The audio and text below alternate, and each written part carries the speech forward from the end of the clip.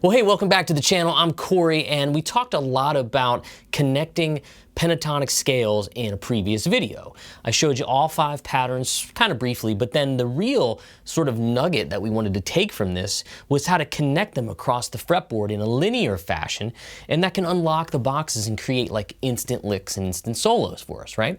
So then I noticed a commenter said you could just throw the blue note in there too and really make, you know, some interesting sounds as well. And if you don't know what the blue note is, we're going to talk about that.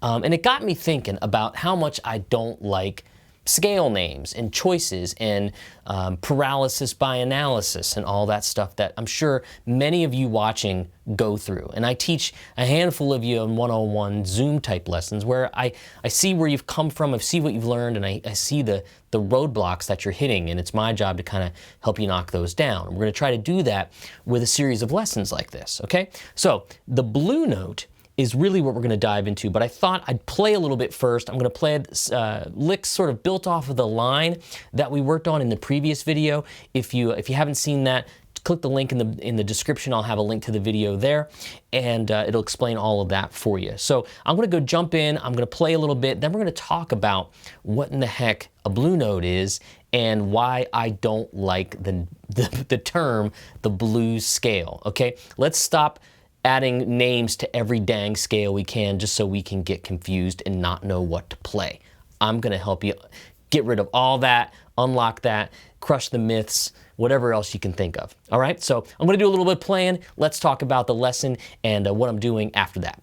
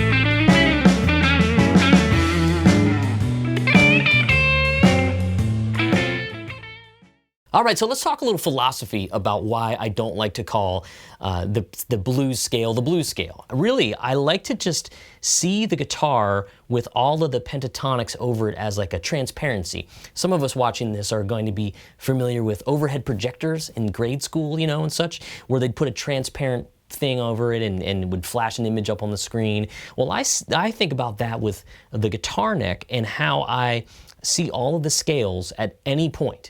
And then I can drop in notes within those scales. Because if we take just a normal minor pentatonic 1, in the key of A minor pentatonic, and we toss this one extra note in, it's going to give us that bluesy sound, that blue note. Okay, now I'm cool with the blue note, that's totally fine. But calling it the blues scale is just one more thing to remember, when all you need to know is that they live in the pentatonic, okay? So we'll talk about the theory in a second, but you know, I just want to associate the sound with what I'm actually playing, okay?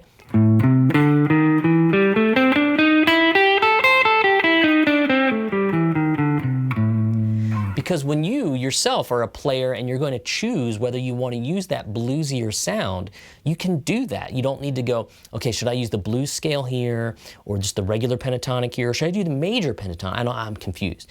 what you're going to start to learn and develop is that you can turn these tones off like an old switchboard operator, okay? So it's very empowering, and it's really, really cool to know that once you know the pentatonic, you drop notes in and out, a half step away, and you got a whole bunch of new sounds, okay?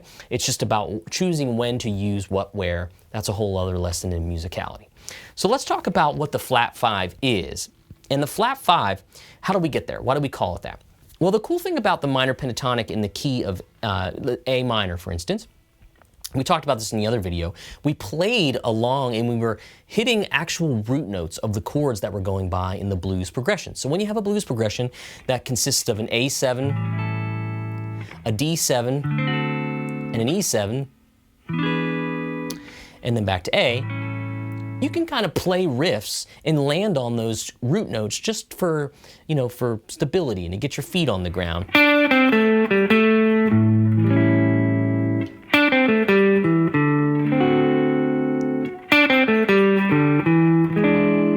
Because those notes live inside of the scale, so they're obvious and nice choices, okay?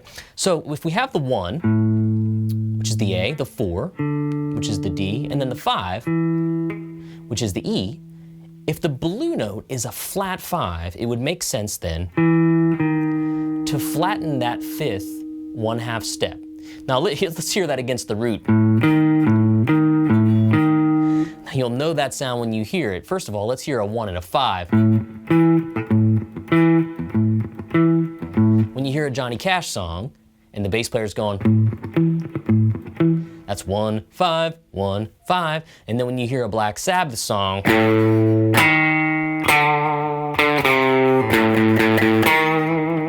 they call that like the devil's interval or something. I don't know, some hogwash like that. But when you hear a root against a flat 5, it has that really ominous sound. But what it gives us in the blues is a great way to connect 5 to 4. 5, flat 5, 4. Okay?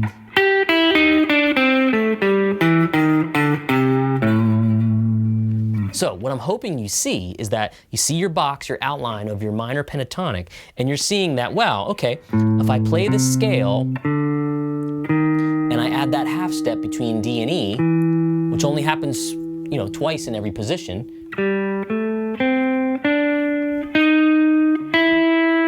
because that's D, E flat, E, G, A.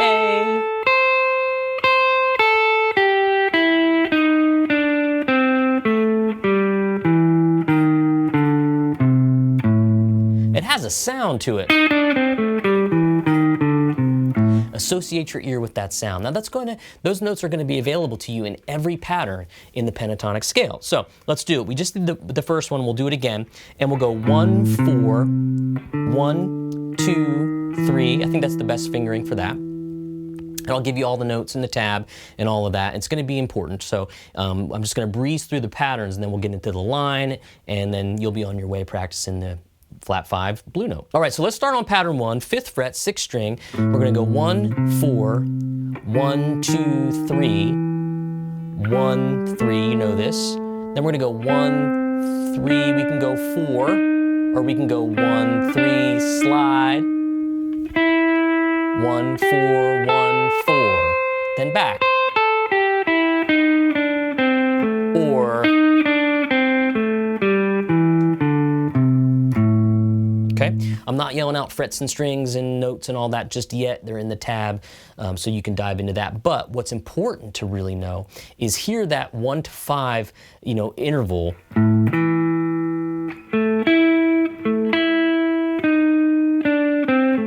Because that flat 5 is really the crux of this whole sound. Okay? That's what you want to get your ears wrapped around for sure. Let's go to pattern 2. We're going to start it here, and now everywhere that there's a D and an E, there's going to be a flat 5 in there. And I keep saying flat because I like to think in flat keys or flat notes, even though A, music theory-wise, is a sharp key. So you can beat me up on that if you want. But pattern 2, you could even go there if you wanted, but we're going to skip by that. We're going to go and play the scale as usual and do that little chromatic move there, because that's our D, E flat, E, G, A, C, D.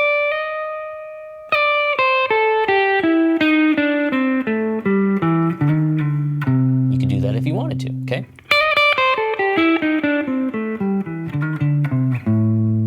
Okay, pattern 3, it's all on the tab, you'll follow along. Pattern 3 is great, watch this. We're gonna go bottom to top.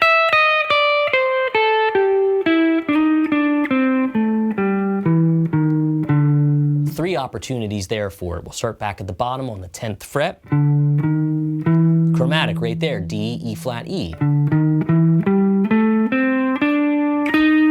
have a little slide there we can do from D to E flat, E, G, A, C, walk it chromatically here.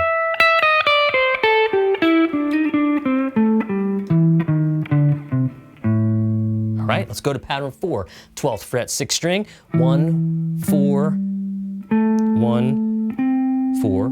I love this right here. There's your, you start to anticipate it as you play it. You're gonna start to hear it happen.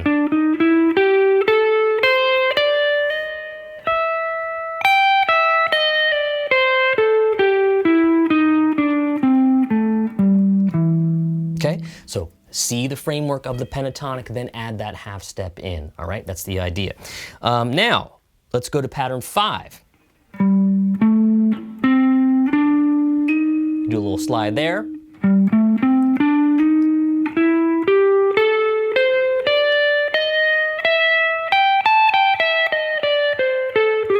Up. That's what happens when you watch the camera and not your hands. We can do it down here.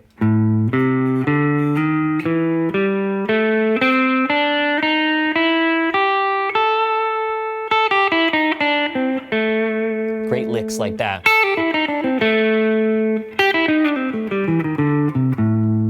All right, so let's talk about playing the line now and how we're going to add the blue note into our pentatonic connecting run, just like I was doing in the beginning of the tune, or just the jamming I was doing, and we'll play to the track and we'll kind of talk through it. All right, let's do that.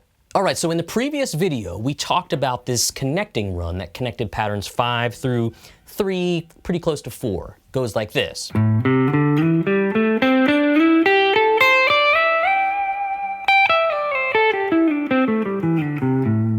Okay, just gonna breeze through it because we've already been doing it for a while.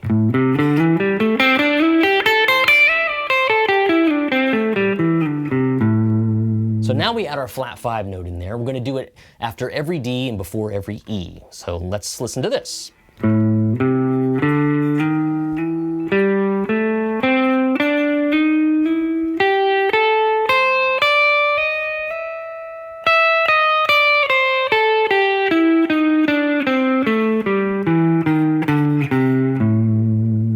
And I did some sliding going up and some picking coming back, but it doesn't matter how you attack it.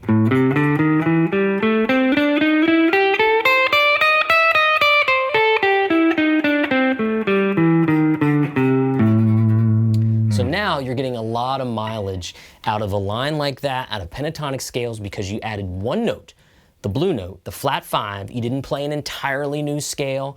Everything that you played in your good old pentatonics still work. They're still there. They didn't change shape or sound or anything like that. You just added sort of like a stepbrother or you know, a second cousin into the mix. That works, you know. But you know, maybe you got a creepy friend that you bring in every once in a while. But it really works and it sounds cool and it sounds bluesy and off kilter, especially when you start doing.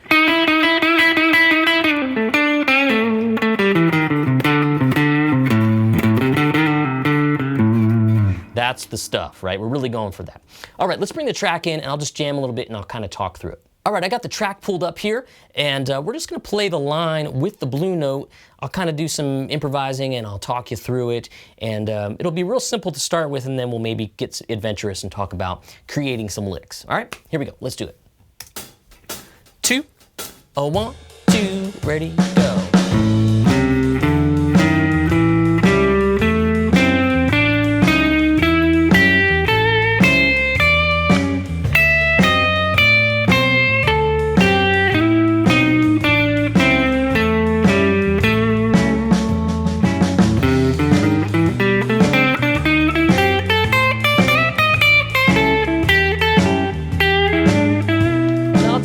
some ideas, some real phrases.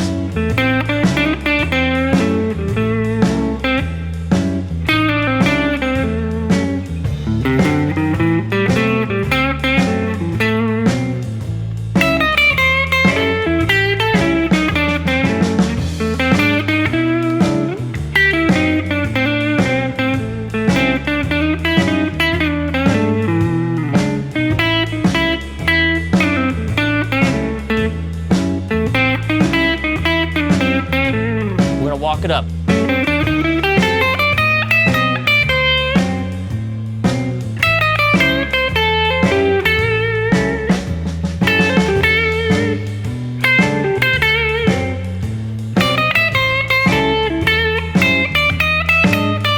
This is one of my favorite spots.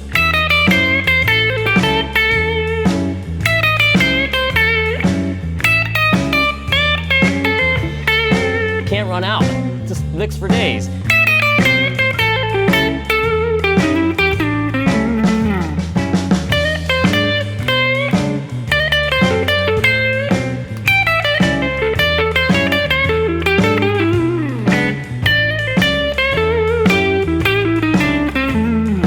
All flat 5.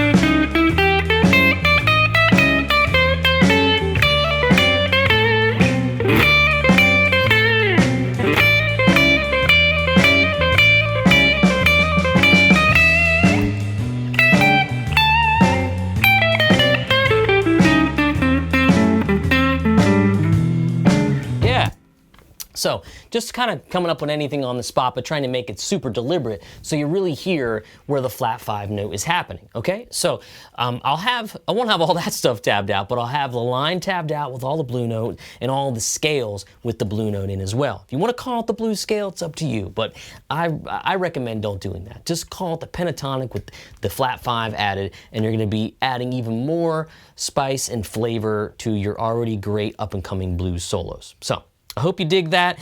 Remember, folks, this is a lot of fun, but I need your support. So if you subscribe to the channel, that would be awesome, and you ring the bell, and you know when I put out new videos. That would just mean the world to me and everybody that's helped me kind of do this online guitar teaching thing. I've been doing it for a long time, and it's been so great to kind of reach even more folks like yourself. So if you forgot, I'm Corey Congilio. You can get in contact with me in the links below with my website. Check out any one of 20+ guitar courses I've done over the past, I don't know how many years now. Something for everybody. There's discount codes, there's all kinds of stuff and goodies, free stuff, free tabs, free tracks, free Pod Go presets. What more do you want? All I ask is that you just subscribe and ring the bell, and you tune in when I put a new video up, or you tune into my live stream every Thursday at 2 p.m. Again, lots of great stuff. Don't call it the blues scale. You can if you want, but I don't. Anyway, I hope you enjoy this. I hope you put it into your playing as soon as you can, because I really think it's not that hard once you know the pentatonics, and it's going to really, really prove to be beneficial. Okay, I'm Corey Congilio. More sort of intro to blues soloing with pentatonics coming your way. Let me know what you want to see me teach on, and I'll try to do that when I can for you. For now, I'll send you off with blues and blessings, as a friend of mine used to say many, many years ago. All right, take care. See you next time.